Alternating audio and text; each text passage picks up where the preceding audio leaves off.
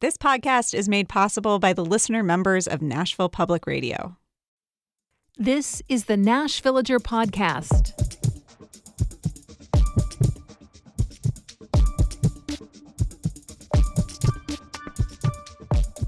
It's November 25th, 2024. On this day in 1999, a 5-year-old boy named Elian Gonzalez was found floating in a raft 3 miles off the coast of Florida. He was from Cuba. His mother had taken him along with a group of 10 others in a desperate attempt to reach the United States. But everyone else on board had drowned. Little Elian was the only survivor. Within days, an international custody dispute erupted around Elian. His uncle in Miami wanted to care for him. He filed paperwork requesting asylum for the boy. But his dad was back in Cuba. The Cuban government used diplomatic channels to request that American authorities turn the boy over to them. Elian's father contacted the UN to ask that his son be returned home. The case captured national attention. The U.S. Attorney General got involved. Tennessee's own Al Gore, who was running for president at the time, said he'd sponsor legislation to help Elian stay in the States. But ultimately, even though the Miami uncle had started court proceedings in hopes of blocking any return to Cuba, the Justice Department determined that the child had to be sent to his father. Armed federal agents raided the uncle's home before sunrise on April 22nd. They seized Elian. And that moment of the small boy being taken by uniformed agents was captured in an indelible image that went as viral as anything could in the early days of the internet. His father was waiting nearby, but the two didn't go back to Cuba right away. They had to stay in Miami for another 2 months while the argument continued to be fought in the courts. Meanwhile, people angered by the idea of federal agents seizing a young child that way demonstrated in the streets, as did those who were horrified that a boy who had tragically lost his mother in that perilous ocean crossing might end up without access to his dad, too. The case was ultimately decided for the father. Elian was taken back to Cuba, where he reportedly still lives today. I'm Nina Cardona, and this is your daily digest of what's happening around Middle Tennessee from Nashville Public Radio, WPLN News. I think Elian's story is worth retelling today because our discourse rarely includes the ways that kind of desperation immigration or deportation play out on an individual level, which is understandable. People who are on shaky or outright illegal ground just by living where they do are, of course, very reluctant to talk to the press. They can't risk telling their stories. But the end result is that we just don't know so much. The reasons why people try to just throw themselves across borders without going through legal channels, why it matters so much to upend their lives and go to a new place, what or who they risk and lose along the way, or the visceral fear of a young child being yanked out of the arms of a loving family member when the law comes to the door. When Americans saw the face of Elian Gonzalez crying in the arms of a federal agent, they saw what it is to be caught in the storm of tense international relations and tricky immigration law. The reaction was pretty intense for a while. Then it burned out. And the conversation about Cuban refugees, about people crossing the Mexican border, all kinds of extra legal migration, really, went right back to high-level abstracts. Fears, anger, rhetoric, and threats about immigration and people in this country illegally have ramped up quite a bit in recent years. There is every reason to expect that the second Trump administration will begin with large-scale deportations. Last week, the Tennessee Immigrant and Refugee Rights Coalition joined in on a call for President Biden to take quick action in his last weeks in office. They're asking the current administration to suspend immigration enforcement in states that have laws that put extra pressure on immigrant communities. That includes Tennessee, given the measure on the books here that requires local law enforcement tell the feds when they discover someone is not in the country legally. As all of this plays out, will we remember that at the heart of every illegal immigration case, there's a person? That what we're talking about is where human beings will live and work and raise their kids? In just a few minutes, how Hurricane Helene recovery in East Tennessee is playing out for animal shelters. That's coming up after the newscast.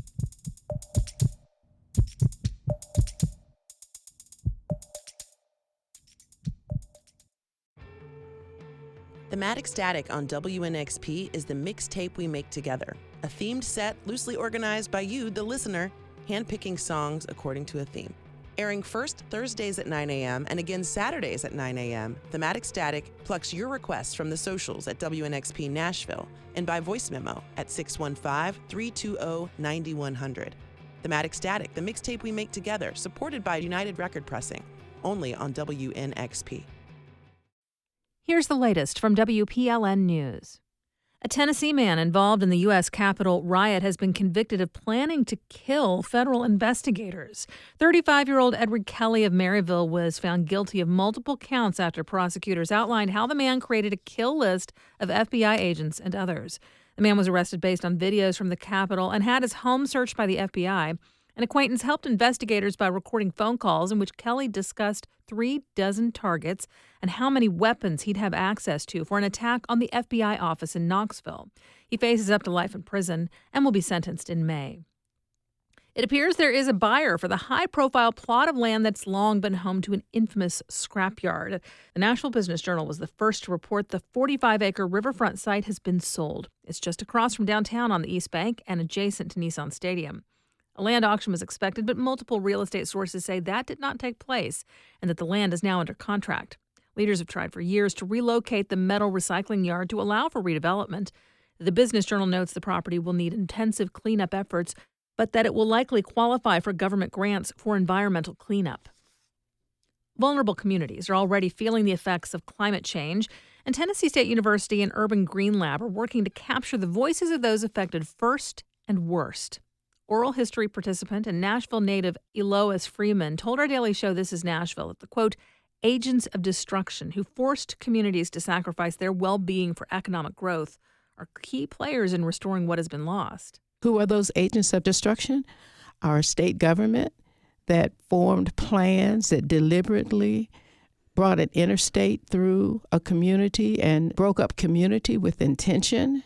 Our city government that has made decisions around economic growth at the cost of the lives of people in terms of education and secure communities. They have ultimate responsibility for investing in the community in tangible ways on the basis of what the voices of the community are saying now. You can learn more about this ongoing oral history project at thisisnashville.org and urbangreenlab.org.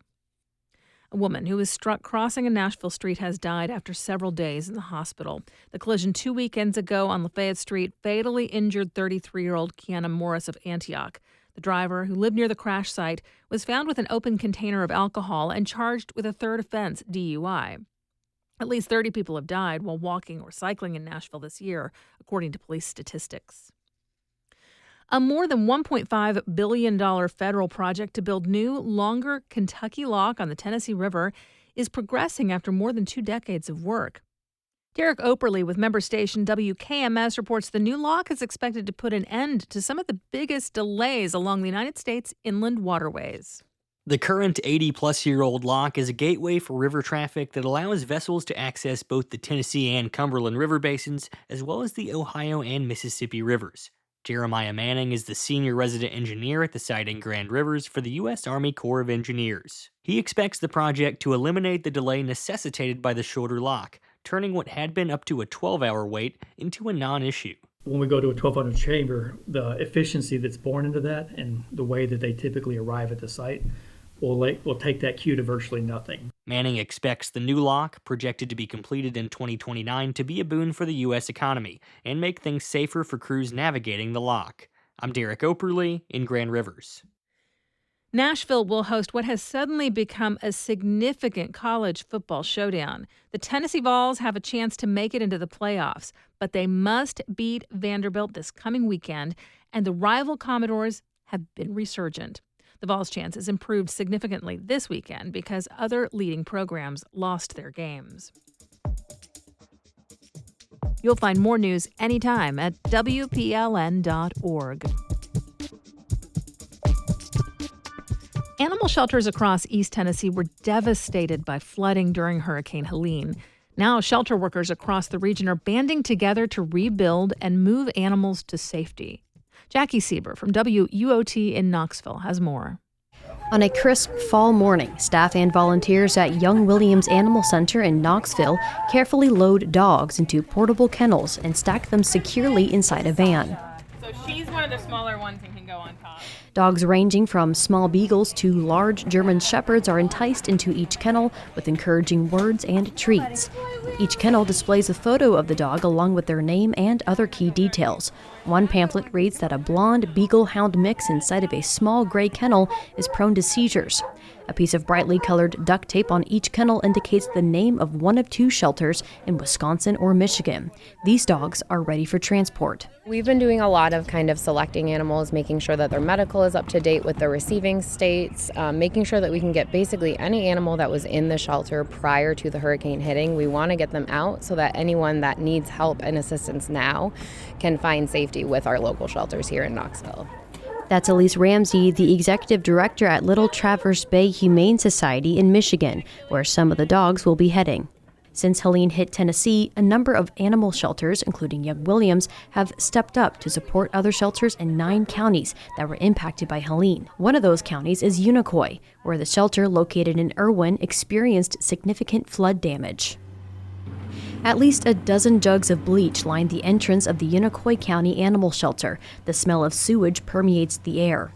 Cleaning crews wearing personal protective equipment operate machines to clear out mud. One worker picks up bags of kibble that floated away from the facility they were stored in.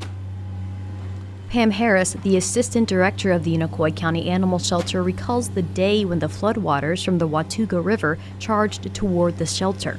I was here, and it looked like a tidal wave coming at us. She says staff had to evacuate about 100 animals along with themselves, and thankfully, no one was hurt. Cody Walker is the director of the shelter. Honestly, the community helped tremendously to get all these animals out before it got real bad. The playground still has like feet of mud. Walker and Harris walked through the shelter that was once buried in thick mud. They lost almost everything, from washers and dryers to the computer holding medical and adoption records. Yeah, I only had these kennels like 6 months. These ones. They were donated. Having only been on the job for a month, Walker estimates that the costs of fully restoring the shelter could cost at least $500,000. The Unicoi County Animal Shelter is a small organization. There are only 2 full-time employees, a team of part-time staff, and lots of volunteers who run the county's only animal shelter. You know, we solely rely on donations from payroll to helping the animals, paying bills. That's what makes a lot of this devastating too, is just knowing how hard we have to work prior, and now it's harder. Despite these hardships, the shelter is still operating. The United States Humane Society is helping find and pay for a temporary shelter until the permanent shelter is back up and running. Walker estimates that the Unicoi County Animal Shelter will be fully restored in a year. In the meantime, he and his team are collecting donations to speed up these efforts. We're trying to keep positive. Like I said, we've cried enough. Now it's time to fix it. I'm Jackie Sieber, WUOT News. Thanks so much to our friends at Knoxville's public radio station for sharing that story. You may have been noticing more stories from other stations in the region playing lately on WPLN. We recently entered into a formal partnership with a handful of outlets in places like East Tennessee and Kentucky. Our communities are connected by geography, but also by similar societal and political factors. So it just makes sense to zoom out every now and then and see how things are playing out where they are.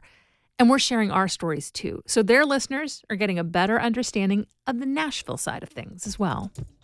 And we do this roundup of Nashville news every weekday, so subscribe in your favorite podcasting app to make sure you never miss an episode. And if you like this, you'll probably enjoy the Nashvillager newsletter too. You'll get perspective from more of my colleagues at Nashville Public Radio and links to the stories we're following. Sign up for those daily emails at wpln.org/Nashvillager. Thanks so much for listening. Let's make this day a good one, and we'll catch back up tomorrow.